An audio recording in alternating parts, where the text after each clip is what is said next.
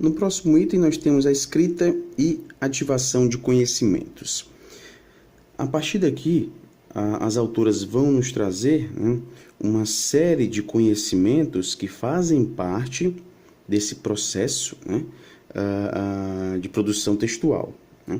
Então elas vão trazer aqui os tipos de conhecimentos, né, que são ativados nesse processo de escrita, e fazem questão de dizer que o fato de estes conhecimentos estarem, né, em tópicos separados, né, não se trata de uma visão fragmentada dessa produção escrita.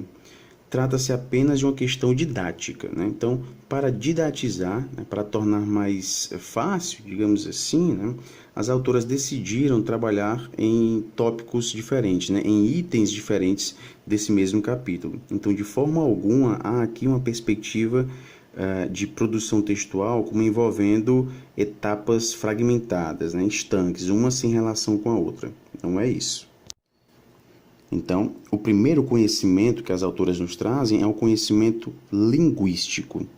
Esse conhecimento linguístico envolve, né, conhecimento da ortografia, da gramática e do léxico de sua língua.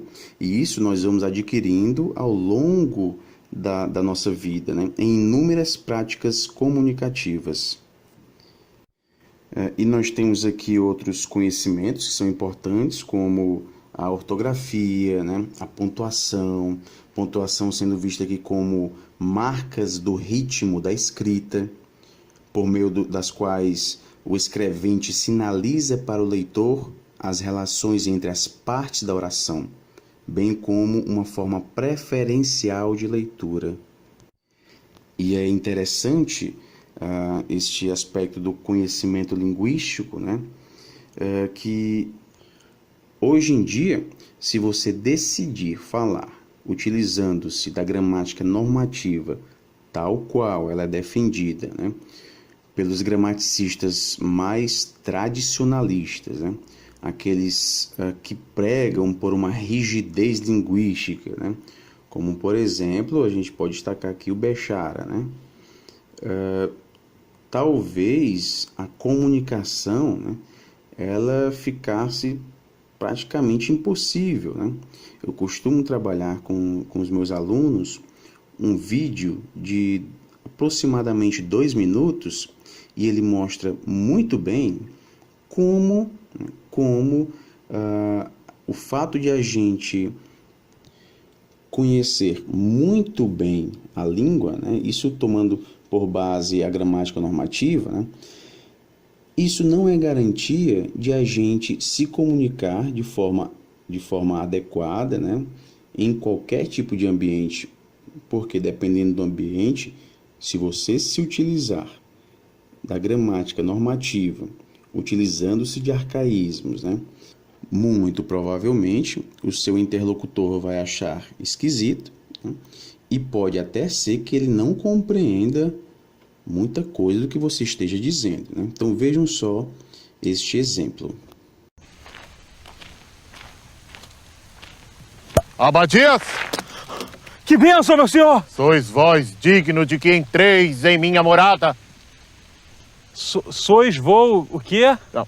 Sois vós digno de que entreis em minha morada, Abadias? Perdão, senhor, é que eu não estou entendendo direito, eu não estou ouvindo bem. Sois vós aquele que dignifica a honra alheia? Alheia? Senhor, o que quer dizer alheia? Que quereis? Ereis. Abadias? Sim, senhor, meu pai de todos os céus. Bendizei-vos todos aqueles que porventura um dia... Senhor, perdão, eu me perdi logo na primeira palavra, e aí eu não entendo o resto da frase, fica uma confusão só. Não quer fazer uma coisa passo a passo, palavra a palavra, não, acho que vai ser mais fácil. Sois vós. Não, é o vós. Não usa mais o vós. Quando falo vós, eu me confundo todo. Tu és. Não, usa você, senhor. Você, todo mundo aqui usa. É melhor. Dai-me o regozijo da crença. Regozijo. Abadias. Sim, senhor, sou eu, entendi. Isso. Isso também entendi. Ouve, engrenou bem agora, meu senhor. Ide-vos a todos a palavra daquele que tudo vê e que em sua onipresença indagar. Não, senhor, fazer o seguinte... Vou trazer Moisés aqui, que ele entende esse negócio de tradução. Ele é melhor que eu. Você só aguarda um instante aí. Vai embora não, tá? E o próximo conhecimento destacado aqui é o conhecimento enciclopédico. Ele envolve conhecimentos sobre coisas do mundo que se encontram armazenados em nossa memória. E eu acredito que o seguinte exemplo nos mostra muito bem, né, do que se trata ao falar desses conhecimentos enciclopédicos, né? Vejam só. Acho você maravilhoso, inteligente, charmoso e apessoado. Aí o Charlie Brown, 1º de abril, e ela, 1º de abril. E ele diz, era o que eu imaginava, né? Ou seja, pessoal, ela vai falando, e pelo conhecimento enciclopédico que ele tem, né, ele sabe, obviamente ele conhece a sua interlocutora, né, para saber que aquilo que ela estava falando, dificilmente ela falaria, né? Só haveria uma possibilidade de ela falar isso, que é justamente ela estar mentindo, né? Mas simplesmente ela chegar e começar a mentir também não faz muito sentido, deve haver outra razão, né? Aí ele diz, 1º de abril. Então ele tem um conhecimento de mundo, né, que traz para ele a informação de que no dia 1º de abril, né, é comum as pessoas contarem mentiras, né, brincando umas com as outras, né? Então ele tem esse conhecimento enciclopédico referente aí a essa data, essa data de 1º de abril, né? Esse dia do 1º de abril, tá bom? O outro conhecimento citado aqui pelos autores é o conhecimento de textos. Conhecimento de textos. Aqui é importante destacar a ativação de modelos que nós temos, né, sobre práticas comunicativas. E essas práticas comunicativas são configuradas em textos. E esses modelos, eles são flexíveis, podem sofrer alterações ao longo do tempo, né? Por exemplo, no que diz respeito ao conhecimento de textos, nós temos a aula, né? A aula, todos nós sabemos as características de uma aula, né? O gênero tipicamente oral, né? Existem aulas diferentes umas das outras, né? Mas continua com essa característica, aula. Existem aulas diferentes umas das outras justamente por conta dessa flexibilidade, tá ok? Dessa flexibilidade. Para a gente se comunicar com alguém, a gente tem de ter esses conhecimentos de textos. Esses conhecimentos de texto, pessoal, envolve aqui o conhecimento dos gêneros textuais, né? Então, eles se relacionam com os gêneros textuais, a gente conhecer os gêneros textuais. Para a gente se comunicar com alguém, a gente utiliza gêneros textuais, tá ok? Uma conversa, um torpedo, uma mensagem que a gente via pelo aplicativo, um e-mail, né? Isso eu estou falando de gêneros que fazem parte mais do nosso dia a dia, né? Os chamados gêneros primários de Bakhtin, né? Mas existem outros gêneros que são mais específicos de algumas formações discursivas, como, por exemplo, os gêneros tipicamente acadêmicos, né? Como a dissertação, a tese, a monografia, né? São os gêneros textuais. Temos outros, como resenha, resumo, né? Então, é importante a gente ter esses conhecimentos de textos. E eles envolvem também, né, o aspecto da intertextualidade. Quando nós produzimos um texto, nós fazemos referência a outros textos. Essa referência ela pode ser explícita ou pode ser implícita. Mas isso a gente vai estudar mais especificamente em outra aula, tá bom? Outros conhecimentos destacados pelas autoras são os conhecimentos interacionais. Os conhecimentos interacionais envolvem as práticas interacionais diversas. Por exemplo, se a gente vai produzir um texto, a gente tem que configurar na escrita desse texto a nossa intenção, né, possibilitando ao nosso interlocutor, que é o nosso leitor, né, reconhecer o objetivo ou propósito do nosso texto. Ok? Então, quando a gente tem esses conhecimentos interacionais, a gente, por meio do texto, expressa uma intenção e a gente deve, por meio desse texto, né, dar pistas linguísticas que possibilitem a este nosso leitor, né, acessar, chegar ao objetivo que nós pretendemos chegar, né? Tem também a referência a essa quantidade de informação necessária para que esse leitor seja capaz de reconstruir o nosso objetivo, né? Então, dependendo do nosso leitor, a gente vai ter que utilizar mais ou menos informação, né, para ele chegar até o nosso objetivo. É aqui que a gente fala desse balanceamento que é feito, né, entre informações dadas, informações novas. Esses conhecimentos abordam também a variante linguística que a gente vai utilizar, né? Se eu vou me comunicar, né, com meus familiares, meu pai, minha mãe, meus avós, né, o ideal é que utilize variantes linguísticas que sejam adequadas, né, a esses leitores, né? Uma variante que expresse respeito, né? Expresse a autoridade que eles têm, né? E claro, né, sem deixar de lado a afetividade.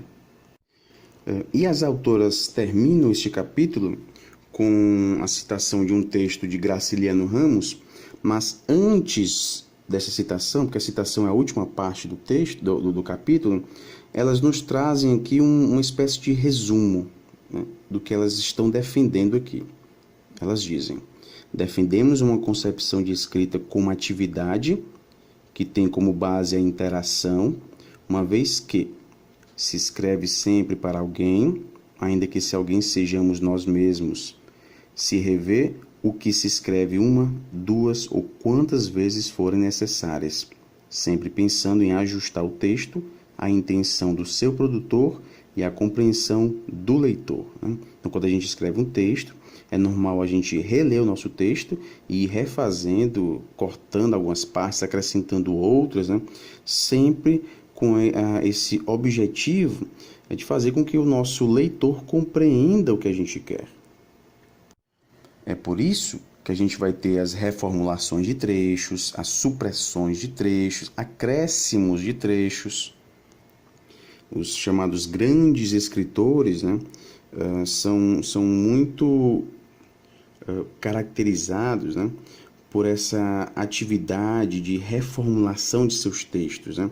Alguns chegam a escrever páginas e páginas e todas essas páginas vão resultar em apenas uma ou até mesmo a metade de uma página na versão final.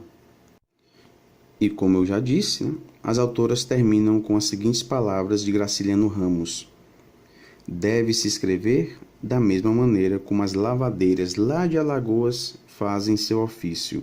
Elas começam com uma primeira lavada, molham a roupa suja na beira da lagoa ou do riacho, torcem um pano, molham-no novamente, voltam a torcer, colocam o anil, ensaboam e torcem uma, duas vezes, depois enxaguam, dão mais uma molhada, agora jogando a água com a mão, batem um pano na laje ou na pedra limpa e dão mais uma torcida e mais outra.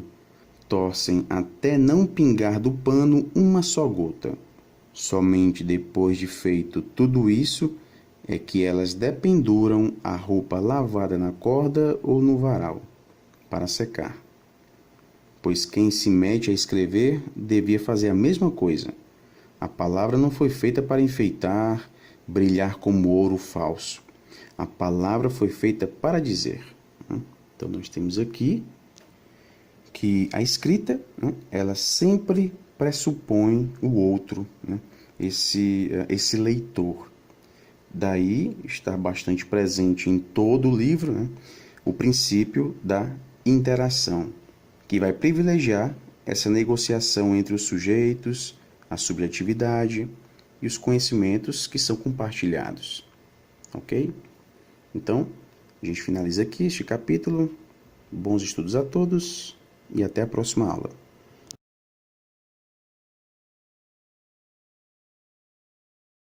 Opa, dá licença. Vem, chefe. Opa. Eu já tô de saída agora. Queria saber se você quer mais alguma coisa. Senta aí, Rogério. Eita. Então, Rogério, eu sei que é o seu primeiro dia aqui na empresa, Sim. mas eu não gostaria que você me chamasse de você na empresa, sabe? Acho que é um pouco informal demais. A gente tem uma hierarquia aqui dentro, então Claro. eu acho melhor a gente mudar isso. Desculpa. Vou voltar. Eu gostaria de saber se o senhor quer mais alguma coisa. Senhor, Rogério? Tá vendo algum senhor aqui, não? Senhor, pra mim, tá lá no céu, pô. Com certeza. Gostaria de saber se tu precisas de um... Ih, cara. Isso aqui virou baile funk agora, favela, presídio, pra se chamar de tu? É charqueada, Rio Grande do Sul agora, tu? Tu vais? Tu... Não, tu não quero tu, não. Perdão, eu não sei como me referir a... como posso dizer? A pessoa que está na minha frente. Eu gosto de segunda pessoa do plural. Segunda pessoa do plural. Voz. Isso. Vamos nessa. Pode perguntar, vai. Gostaria de saber se vós precisarias de... Não. Precisardes? Não. Precisar de eles? Não. Caramba, Jeová, me ajuda aqui. Gostaria de saber se vós precisardes. Não. Precisardes. Não. Precisardes. Precisendes. Não. Precidirnes. Não. Precisar-me. Não. Precisarnas. Não. Precisar de ex. Precer. Não. Gostaria de saber se o seu vós precisardes. Engraçado é que no seu LinkedIn tá dizendo que você tem português fluente. Eu sei, senhor, mas é porque as pessoas mentem no currículo, né? Rogério, Ui! Oi, chefe. você me mandaria aquele relatório até o fim da tarde? Não? Mandaria. Mandaria.